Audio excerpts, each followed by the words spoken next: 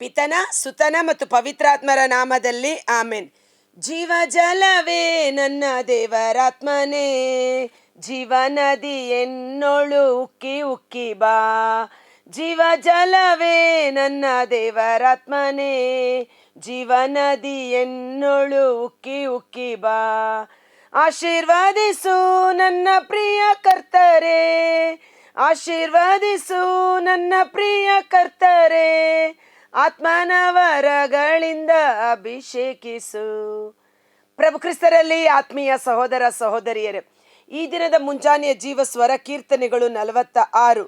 ಇದರ ಟೈಟಲ್ಲು ದೇವರು ನಮ್ಮ ಆಶ್ರಯ ದುರ್ಗವು. ಅಮೇನ್. ನನ್ನ ಯೇಸು ನನ್ನ ರಕ್ಷಕ, ಅಮೇನ್ ಎಂದು ಹೇಳುವ. ದೇವರಮಗೆ ಆಶ್ರಯ ದುರ್ಗ, ಸಂಕಟದಲ್ಲಿ ಸಿದ್ಧ ಸಹಾಯಕ. ದೇವರು ನಮಗೆ ಆಶ್ರಯ ದುರ್ಗ. ನಮ್ಮ ಕಷ್ಟ, ಸಂಕಟ, ವೇದನೆ, ನೋವು, ದುಃಖ, ದುಗುಡಗಳಲ್ಲಿ ಅವರೇ ನಮಗೆ ಸಹಾಯಕರಾಗಿ ಓಡಿ ಬರುತ್ತಾರೆ. ಎಬಿನೇಜರ್, ನಾನೇ ನಿನ್ನ ಸಹಾಯಕ, ಯಾರು ನಿನ್ನನ್ನು ಕೈ ಬಿಟ್ಟರು, ನಾನೆಂದಿಗೂ ನಿನ್ನನ್ನು ಕೈ ಬಿಡಲಾರೆ, ತ್ಯಜಿಸಲಾರೆ, ನಾನೇ ನಿನ್ನ ಸಹಾಯಕ ಎಂದು ಇಬ್ರಿಯ 13:5-6 ನಾವು ನೋಡುತ್ತೇವೆ. ಆದ ಕಾರಣ ಧೈರ್ಯದಿಂದಿರೋಣ. ನನಗೊಬ್ಬ ಸಹಾಯಕರಿದ್ದಾರೆ, ಆತ ನನ್ನನ್ನು ರಕ್ಷಿಸುವವರಾಗಿದ್ದಾರೆ, ಬಿಡುಗಡೆ ನೀಡುವವರಾಗಿದ್ದಾರೆ. ಎಬಿನೇಜರ್, ನನ್ನ ಯೇಸು ನನ್ನ ಸಹಾಯಕ, ಅಮೇನ್ ಎಂದು ಟೈಪ್ ಮಾಡುವ. ನಾವು ಅದನ್ನು ನಂಬಿ ಅದನ್ನು ಅರಿಕೆ ಮಾಡುವಾಗ ಅದರ ಅಭಿಷೇಕ ನಮ್ಮಲ್ಲಿ ಕಾರ್ಯ ಮಾಡಲು ಪ್ರಾರಂಭ ಮಾಡುತ್ತದೆ. ಕಡಲಲ್ಲಿ ಗುಡ್ಡಗಳು ಮುಳುಗಿದರೂ ದಿಗಿಲಿಲ್ಲ, ಪೊಡವಿ ಕಂಪಿಸಿದರೂ ನಮಗೇನು ಭಯವಿಲ್ಲ. ದೊಡ್ಡ ದೊಡ್ಡ ಗುಡ್ಡಗಳು ಸಮುದ್ರದಲ್ಲಿ ಹೋಗಿ ಮುಳುಗಿಬಿಟ್ಟರು, ಅರಣ್ಯವಿಡೀ ಕಂಪನ ಭೂಕಂಪವಾದರೂ ಸಹ ನಮಗೇನು ಭಯವಿಲ್ಲ. ಸಮುದ್ರ ಬೋರ್ಗರೆದರೇನು, ನೊರೆ ಕಾರಿದರೇನು, ಅದರೊಡನೆ ಪರ್ವತಗಳು ಅಲುಗಾಡಿದರೇನು. ಸಮುದ್ರ ಬೋರ್ಗರೆದರೇನು, ಪರ್ವತಗಳು ಅಲುಗಾಡಿದರೇನು ಅಂದರೇನು? ಇಲ್ಲಿ ಪರ್ವತ ಅಲುಗಾಡುತ್ತೆ, ಬೆಟ್ಟ ಗುಡ್ಡಗಳು ಕರಗುತ್ತೆ ಅನ್ನೋದಲ್ಲ. ಬೆಟ್ಟ ಗುಡ್ಡಗಳ ರೀತಿಯಲ್ಲಿ ನಾವು ಯಾರನ್ನೋ ಆಶ್ರಯಿಸಿಕೊಂಡಿರುತ್ತೇವೆ. ಉದಾಹರಣೆಗೆ, ನನಗೆ ನಮ್ಮ ತಂದೆನೇ ಎಂದು ತಿಳ್ಕೊಂಡಿದ್ದೆ, ನನ್ನ ಫ್ರೆಂಡೇ ನನ್ನ ಜೀವ ಅಂತ ತಿಳ್ಕೊಂಡಿದ್ದೆ, ನನ್ನ ಅಣ್ಣನೇ ನನಗೆ ಸಹಾಯಕ ಅಂತ ತಿಳ್ಕೊಂಡಿದ್ದೆ. ಬೆಟ್ಟ ಗುಡ್ಡ ಹೇಗೆ ಸ್ಥಿರವಾಗಿ ನಿಂತಿರುತ್ತದೋ ಹಾಗೆ ದೇವರಿಗಿಂತ ಮಿಗಿಲಾಗಿ ನಾವು ಮನುಷ್ಯರಲ್ಲಿ ಕೆಲವೊಮ್ಮೆ ವಿಶ್ವಾಸವಿಟ್ಟು ಅವರನ್ನೇ ಆಶ್ರಯಿಸಿಕೊಂಡಿರುತ್ತೇವೆ. ಅದು ತಪ್ಪು. ಅದಕ್ಕೆ ಪ್ರವಾದಿ ಯೆಶಾಯನ ಗ್ರಂಥ 54ನೇ ಅಧ್ಯಾಯ ವಚನ 10 ನಾವು ನೋಡುತ್ತೇವೆ. ಬಿರುಕು ಬಿಟ್ಟಾವು ಬೆಟ್ಟಗಳು, ಕದಲಿಯಾವು ಗುಡ್ಡಗಳು. ನೀನು ಯಾರನ್ನು ನಿನಗೆ ಸಹಾಯಕರು ಎಂದು ನಂಬಿದ್ದೀಯೋ ಅವರು ನಿನ್ನನ್ನು ಬಿಟ್ಟು ದೂರ ಹೋಗಬಹುದು. ಇವರೇ ನನಗೆ ಆಶ್ರಯ ಎಂದು ಬಂಡೆ ರೀತಿಯಲ್ಲಿ ಯಾರನ್ನ ನೀನು ಆಶ್ರಯಿಸಿಕೊಂಡಿದ್ದೀಯೋ ಅದು ಬಿರುಕು ಬಿಡಬಹುದು. ಆಪ್ತ ಸ್ನೇಹಿತರಲ್ಲಿ ಬಿರುಕು ಬಿಟ್ಟಾಗ ಮಾರನೇ ದಿನ ಅವರು ಬದ್ಧ ಶತ್ರುಗಳಾಗಿ ಮಾರ್ಪಾಡಾಗಿ ಬಿಡುತ್ತಾರೆ, ಹೌದಲ್ವಾ? ಸೊ ಅದಕ್ಕೆ ಪ್ರವಾದಿ ಯೆರೆಮೀಯನ ಗ್ರಂಥ 17:5 ನಾವು ನೋಡುತ್ತೇವೆ. ನರ ಜನ್ಮದವರಲ್ಲಿ ವಿಶ್ವಾಸವಿಟ್ಟು ಮನುಷ್ಯರನ್ನೇ ಆಶ್ರಯಿಸಿಕೊಂಡಿರುವವನು ಶಾಪಗ್ರಸ್ತನು, ಬದಲಿಗೆ ದೇವರಲ್ಲಿ ವಿಶ್ವಾಸವಿಡುವವನು ಆಶೀರ್ವದಿಸಲ್ಪಡುವವನು. ಬಿರುಕು ಬಿಟ್ಟಾವು ಬೆಟ್ಟಗಳು. ನಿಮ್ಮ ಜೀವನದಲ್ಲಿ ಆಗಿದೆಯಾ? ನನ್ನ ಜೀವನದಲ್ಲಿಯೂ ಆಗಿದೆ.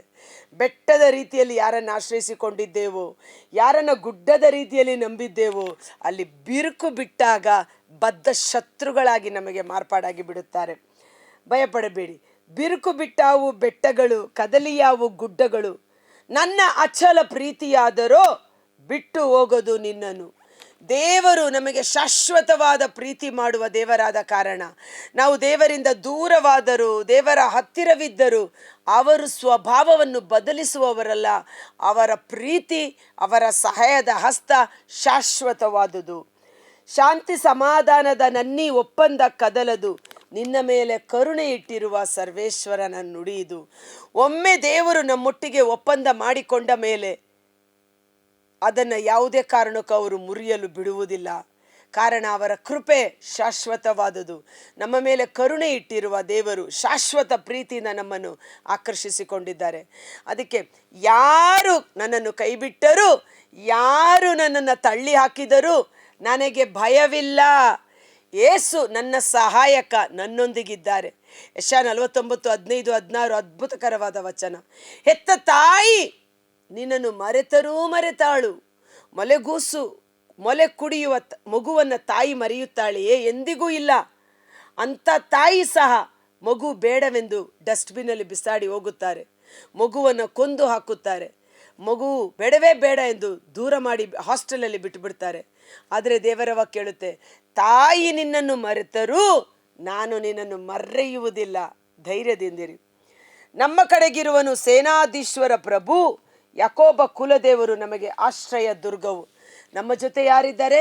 ಸೈನ್ಯಗಳ ಕರ್ತರು, ಸೇನಾಧೀಶ್ವರ ಪ್ರಭು ನಮ್ಮೊಂದಿಗಿದ್ದಾರೆ, ನನ್ನೊಂದಿಗಿದ್ದಾರೆ. ಯಾಕೋಬನ ಕುಲದೇವರು. ಯಾವ ದೇವರು? ಯಾಕೋಬನ ಕುಲದೇವರು. ಈ ಕುಲದೇವರು ಅಂದರೆ ಅವರ ಸಂತತಿ ಸಂತಾನಕ್ಕೆ ಅವರ ಮನೆ ದೇವರು ಅಂತ ಒಬ್ಬ ದೇವ್ರನ್ನ ಇಟ್ಕೊಳ್ಳೋದು. ಇಲ್ಲಿ ಯಾಕೋಬನ ಕುಲದೇವರು ನಮಗೆ ಆಶ್ರಯ ದುರ್ಗ. ಅಬ್ರಹಾಮನ ದೇವರು, ಇಸಾಕನ ದೇವರು ಅಂತ ಹೇಳ್ತಾ ಇಲ್ಲ, ಯಾಕೋಬನ ಕುಲದೇವರು. ಯಾಕೆ? ಯಾಕೋಬ ನಯವಂಚಕ, ಶಾಪಗ್ರಸ್ತ. ಆತ ಎಲ್ಲ ತಪ್ಪುಗಳನ್ನು ಮಾಡಿದ ವ್ಯಕ್ತಿ. ಆದರೆ ಅಂಥ ಶಪಿಸಲ್ಪಟ್ಟ, ಶಾಪಗ್ರಸ್ತನಾದ, ನಯವಂಚಕನಾದ ಯಾಕೋಬನನ್ನೇ ದೇವರು ಆಶೀರ್ವಾದದ ಮಗನಾಗಿ ಮಾರ್ಪಡಿಸಿದರು.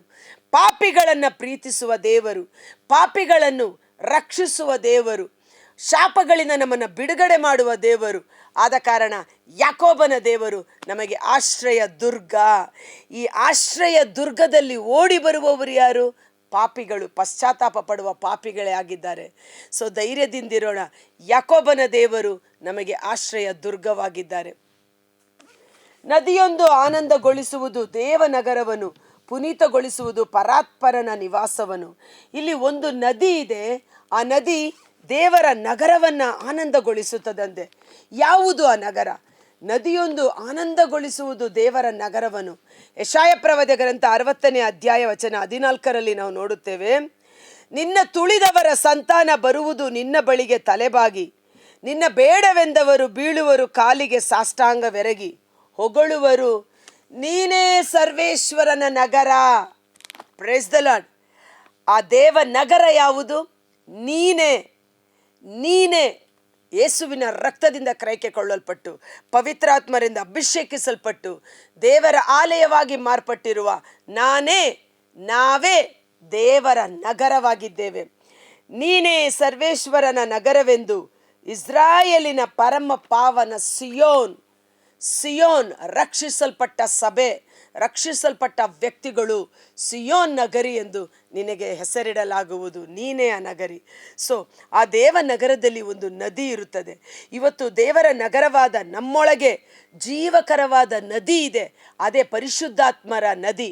ಯೋಹಾನ 7:37 ಪ್ರಭು ಯೇಸು ನುಡಿದರು, ಬಾಯಾರಿದವನು ನನ್ನ ಬಳಿಗೆ ಬರಲಿ, ನಾನು ಅವನಿಗೆ ಕೊಡುವ ಜೀವ ಜಲ ವಿಶ್ವಾಸವಿಡುವವನ ಹೃದಯದಲ್ಲಿ ಹೊನಲಾಗಿ ನದಿಯ ಹೊಳೆಗಳು ಹೊನಲಾಗಿ ಅದು ಹರಿಯುವುದು ಎಂಬುದಾಗಿ. ಎಸೆಕಿಯೇಲ್ 47ರಲ್ಲಿ ನಾವು ನೋಡ್ತೇವೆ, ಸರ್ವೇಶ್ವರನ ಆಲಯದಿಂದ ಹೊರಟು ಬಂದ ಜೀವಕರವಾದ ನದಿ, ಆ ನೀರು ಎಲ್ಲೆಲ್ಲಿ ಹರಿದು ಹೋಯಿತು ಅಲ್ಲಲ್ಲಿ ಗಿಡ ಮರಗಳು ಫಲಭರಿತವಾದವು, ಮೀನುಗಳು ತಂಡೋಪತಂಡವಾಗಿ ಬದುಕಿ ಬಾಳಿದವು, ಜೀವ ಉಂಟಾಯಿತು. ಆ ನದಿಯ ನೀರು ಲವಣ ಸಮುದ್ರ, ಉಪ್ಪಿನ ಸಮುದ್ರಕ್ಕೆ ಸೇರಲು ಉಪ್ಪಿನ ನೀರು ರುಚಿಕರವಾದ ನೀರಾಗಿ ಮಾರ್ಪಾಡಾಯಿತು. ಸಕಲವನ್ನು ಮಾರ್ಪಡಿಸುವ ಜೀವಕರವಾದ ನದಿ ಪರಿಶುದ್ಧಾತ್ಮರ ಅಭಿಷೇಕವಾಗಿದೆ. ದೇವನಿರುವನು ಆ ನಗರದ ಮಧ್ಯೆ, ಅಳಿವಿಲ್ಲ ಅದಕ್ಕೆ, ಉದಯ ಕಾಲದಲ್ಲೇ ದೇವ ಬರುವನು ಅದರ ಸಹಾಯಕ್ಕೆ. ನಡುಗಿದವು ರಾಷ್ಟ್ರಗಳು, ಉಡುಗಿದವು ರಾಜ್ಯಗಳು, ದೇವರ ಗರ್ಜನೆಗೆ ಕರಗಿತು ಧರೆಯೆಲ್ಲವು. ಆಮೋಸನ ಗ್ರಂಥ 1ನೇ ಅಧ್ಯಾಯ ವಚನ 2ರಲ್ಲಿ ನೋಡುತ್ತೇವೆ, ಸಿಂಹವು ಗರ್ಜಿಸಲು ಅದರ ಶಬ್ದವನ್ನು ಕೇಳಿ ನಡುಗದೆ ಇರುವವರು ಯಾರು? ದೇವರ ವಾಕ್ಯ ಹೊರಟು ಬಂದಾಗ ಸಕಲವು ನಡುಗುತ್ತದೆ ಎಂದು ಆಮೋಸ 3:9ರಲ್ಲಿ ಸಹ ನಾವು ನೋಡುತ್ತೇವೆ. ಸೊ ದೇವರ ವಾಕ್ಯ ಗುಡುಗಿನಂತೆ, ಮಿಂಚಿನಂತೆ, ಅದರ ಶಬ್ದಕ್ಕೆ ಕಾದೇಶ್ ಪರ್ವತ, ಕಾದೇಶ್ ಅರಣ್ಯ ಸಹ ನಡುಗಿ ಹೋಗುವುದು ಎಂಬುದಾಗಿ. ಜಿಂಕೆಗಳು, ವನ್ಯ ಮೃಗಗಳು, ಗರ್ಭಿಣಿಯರು ಪ್ರಸವವನ್ನೇ ಮಾಡಿಬಿಡುವವರು. ಅಂಥ ಒಂದು ಅಭಿಷೇಕದ ಸ್ವರ ದೇವರ ಸ್ವರವಾಗಿದೆ. ನಮ್ಮ ಕಡೆ ಇರುವನು ಸೇನಾಧೀಶ್ವರ ಪ್ರಭು, ಯಾಕೋಬನ ಕುಲದೇವರು ನಮಗೆ ಆಶ್ರಯ ದುರ್ಗವು. ಪ್ರಭುವಿನ ಕಾರ್ಯಗಳ ನೋಡ ಬನ್ನಿ, ಇಳೆಯಳು ಆತ ಎಸಗಿದ ಪವಾಡಗಳನ್ನು ನೋಡಿ. ಬನ್ನಿ, ದೇವರು ಈ ಲೋಕದಲ್ಲಿ ಮಾಡಿದ ಪವಾಡ ಕಾರ್ಯಗಳನ್ನು ನೋಡಿ. ದಾವಿದರ್ಸ ಹೇಳ್ತಾನೆ, ದೇವರು ಮಾಡಿದ ಅದ್ಭುತ ಕಾರ್ಯಗಳನ್ನು ನೋಡಿ ರಾಷ್ಟ್ರಗಳನ್ನು, ರಾಜ್ಯಗಳನ್ನು ಸದೆಬಡೆದಿದ್ದಾರೆ, ಬಿಲ್ಲು ಬಾಣಗಳನ್ನು ಮುರಿದಿದ್ದಾರೆ, ಬಲಿಷ್ಠರ ಕೈಯಿಂದ ಬಲಹೀನರಾದ ನಮ್ಮನ್ನು ಕಾಪಾಡಿದ್ದಾರೆ. ಮೋಶೆಯ ಕಾಲದಲ್ಲಿ ಮಾಡಿದಂಥ ಅದ್ಭುತಗಳು, ಪ್ರವಾದಿಗಳ ಮೂಲಕ ಮಾಡಿದಂಥ ಅದ್ಭುತಗಳು, ಸರ್ವಶಕ್ತನಾದ ದೇವರೇ ತನ್ನ ಜನರೊಂದಿಗಿದ್ದು ಅವರನ್ನು ಸಂರಕ್ಷಣೆ ಮಾಡಿದ ವಿಧಾನ. ರಥಗಳನ್ನು ಬೆಂಕಿಯಿಂದ ಸುಟ್ಟು ಹಾಕಿದನು. ಶಾಂತರಾಗಿರಿ, ತಿಳಿಯಿರಿ, ನಾನು ದೇವನೆಂದು, ಜನಕ್ಕೂ ಜನಾಂಗಕ್ಕೂ ನಾನು ಅಧಿಪತಿ ಎಂದು. ಭೂಮಿಯ ಮೇಲೆ ಸರ್ವೇಶ್ವರನಿಗೆ ಅಧಿಕಾರವಿದೆ. ಸರ್ವ ರಾಷ್ಟ್ರಗಳನ್ನು ಆಳುವವ ರಾಜಾದಿರಾಜ ಪ್ರಭು ಯೇಸು ಸರ್ವಶಕ್ತ ದೇವರಾಗಿದ್ದಾರೆ. ಸ್ವರ್ಗಲೋಕದಲ್ಲೂ ಭೂಲೋಕದಲ್ಲೂ ಪಾತಾಳ ಲೋಕದಲ್ಲಿರುವ ಸಕಲವುಗಳ ಮೇಲೆ ಅಧಿಕಾರ, ಆಧಿಪತ್ಯ, ಪ್ರಭುತ್ವ, ಪ್ರಭಾವ ಎಲ್ಲವನ್ನ ಹೊಂದಿ ಸರ್ವೇಶ್ವರನ ಬಲಗಡೆಯಲ್ಲಿ ಆಸೀನರಾಗಿದ್ದಾರೆ. ಆದ ಕಾರಣ ಆತನಿಗೆ ಅಸಾಧ್ಯವಾದುದು ಯಾವುದೂ ಇಲ್ಲ ಎಂದು ತಿಳಿದು, ಆತನ ಅನುಮತಿ ಇಲ್ಲದೆ ನಮ್ಮ ಜೀವನದಲ್ಲಿ ಏನು ನಡೆಯುವುದಿಲ್ಲ ಎಂದು ಭರವಸೆಯಿಂದಿರಿ. ಶಾಂತರಾಗಿರಿ, ನೆಮ್ಮದಿಯಿಂದಿರಿ, ಭರವಸೆಯಿಂದಿರಿ, ಸಮಾಧಾನದಿಂದಿರಿ, ತಿಳಿಯಿರಿ, ನಾನೇ ದೇವರು ಎಂದು. ದೇವರು, ದೈವತ್ವ, ದೈವಶಕ್ತಿ, ದೇವರ ಪವಾಡಗಳು, ದೇವರ ಅದ್ಭುತ ಕಾರ್ಯಗಳು, ದೇವರಿಗೆ ಅಸಾಧ್ಯವಾದುದು ಯಾವುದೂ ಇಲ್ಲ ಎಂದು ತಿಳಿದು ಭರವಸೆಯಿಂದ ಶಾಂತರಾಗಿರಿ. ನಮ್ಮ ಕಡೆ ಇರುವನು ಸೇನಾಧೀಶ್ವರ ಪ್ರಭು, ಯಾಕೋಬನ ಕುಲದೇವರು ನಮಗೆ ಆಶ್ರಯ ದುರ್ಗವು. ಆಮೆನ್. ಕರ್ತನಾದ ಯೇಸುವೇ, ಮುಂಜಾನೆ ಜೀವಸ್ವರವನ್ನು ಆಲಿಸುತ್ತಿರುವ ಪ್ರತಿಯೊಬ್ಬ ಸಹೋದರ ಸಹೋದರಿ ಅವರ ಕುಟುಂಬಗಳನ್ನು ನಿಮ್ಮ ಕರಗಳಿಗೆ ಸಮರ್ಪಿಸುತ್ತೇನೆ. ಪ್ರಕಟಣಾ ಗ್ರಂಥ 22ನೇ ಅಧ್ಯಾಯದಲ್ಲಿ ಯೋಹಾನರು ಕಂಡಂಥ ಸ್ವರ್ಗೀಯ ದರ್ಶನದಲ್ಲಿ ಸರ್ವೇಶ್ವರನ ಬಲಪಾರ್ಶ್ವದಿಂದ ನದಿಯೊಂದು ಹರಿದು ಬರುತ್ತಿತ್ತು. ಅದರ ಎರಡೂ ಪಕ್ಕಗಳಲ್ಲಿ ಜೀವ ವೃಕ್ಷವಿದ್ದವು. ಅದರಲ್ಲಿ ಹಣ್ಣುಗಳು, ವರ್ಷದ 12 ತಿಂಗಳು ಫಲ ಕೊಡುವ ಹಣ್ಣುಗಳು ಅದರಲ್ಲಿ ತುಂಬಿದ್ದವು. ಅದರ ಎಲೆಗಳು ಸಿದ್ಧೌಷಧಿಯಾಗಿದ್ದವು. ಅಲ್ಲಿ ಶಾಪಗ್ರಸ್ತವಾದುದು ಒಂದೂ ಇರಲಿಲ್ಲ. ಸರ್ವೇಶ್ವರನೇ ಅಲ್ಲಿ ಅರಸನಾಗಿ, ರಾಜಾದಿರಾಜನಾಗಿ ಆಳ್ವಿಕೆ ಮಾಡುತ್ತಿದ್ದೆನು. ಇಗೋ, ಪವಿತ್ರಾತ್ಮರು ವಾಸ ಮಾಡುವ ದೇವರ ಆಲಯವಾಗಿರುವ ನಾವೇ ದೇವರ ನಗರವಾಗಿದ್ದೇವೆ. ದೇವರಿಂದ ಆಯ್ಕೆ ಮಾಡಲ್ಪಟ್ಟ ಸಿಯೋನ್ ನಾವೇ ಆಗಿದ್ದೇವೆ. ದೇವರಾತ್ಮ ನಮ್ಮೊಳಗಿದ್ದು ನಮ್ಮನ್ನು ರೂಪಾಂತರಗೊಳಿಸಿ ದೇವರ ಮಹಿಮೆಯ ಸ್ವಾರೂಪ್ಯದಲ್ಲಿ ನಮ್ಮನ್ನು ಸೃಷ್ಟಿ ಮಾಡುವಂಥ ಅಭಿಷೇಕದ ಶಕ್ತಿ ಪವಿತ್ರಾತ್ಮರೇ ಆಗಿದ್ದಾರೆ. ನಮ್ಮ ಹೃದಯದಲ್ಲಿರುವ ಜೀವಜಲ ಹೊನಲು ಹೊನಲಾಗಿ ನಮ್ಮ ದೇಹದಲ್ಲಿ ಸಂಚರಿಸಲಿ. ಇಡೀ ದೇಹ ಪವಿತ್ರಾತ್ಮರ ಅಭಿಷೇಕದ ಮಳೆಯಲ್ಲಿ ತೋಯಿಸಲ್ಪಡಲಿ. ಕೀರ್ತನೆ 90:14 ದೇವಾ, ಉದಯ ಕಾಲದಲ್ಲೇ ತೋಯಿಸೆಮ್ಮನು ನಿನ್ನ ಪವಿತ್ರಾತ್ಮರ ಜೀವದ ಮಳೆಯ ಕೃಪೆಗಳಿಂದ. ಆಗ ದಿನವಿಡೀ ನಾವು ಹರ್ಷಿಸಿ ಆನಂದಿಸುವೆವು. ಆ ನದಿಯ ನೀರು ಎಲ್ಲೆಲ್ಲಿ ಹರಿದು ಹೋಯಿತೋ ಅಲ್ಲಿ ಜೀವ ಉಂಟಾಯಿತು. ವರ್ಷದ 12 ತಿಂಗಳು ಫಲ ಕೊಡುವ ಮರಗಳಾಗಿ ನಮ್ಮ ಕೈ ಕೆಲಸಗಳು ಆಶೀರ್ವದಿಸಲ್ಪಡಲಿ.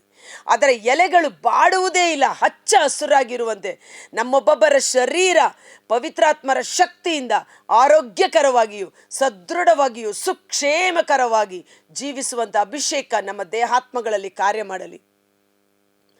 ಸರ್ವೇಶ್ವರನಲ್ಲಿ ವಿಶ್ವಾಸವಿಟ್ಟವರು ಮುಪ್ಪಿನಲ್ಲೂ ಫಲ ಕೊಡುವರು.